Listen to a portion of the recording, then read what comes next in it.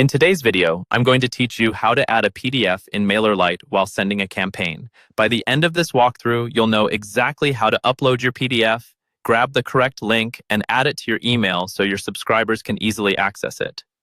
Let's start inside your Mailerlite dashboard. The first thing you need to do is upload your PDF. To do that, head over to the File Manager.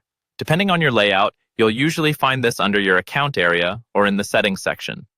Once you're in the File Manager, look for an Upload button. Click that, then browse your computer and select the PDF you want to use in your campaign. Give it a moment to upload completely. Larger files can take a bit longer, so just wait until you see it listed among your other files. Once your PDF is uploaded, the next step is to get its URL.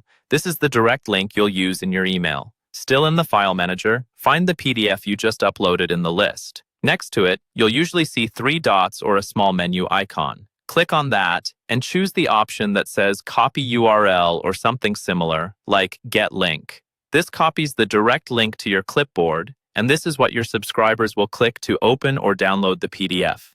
It's a good idea to paste this link into a document or a note temporarily, just in case you need it again. Now you're ready to link that PDF inside your email campaign. Open the campaign you're working on using the Mailerlite drag and drop editor. Once the editor is open, decide how you want to share the PDF, as a text link, a button, or both. If you want to link it through text, click into your text block and highlight the words you want people to click on, such as Download your guide or Get the PDF.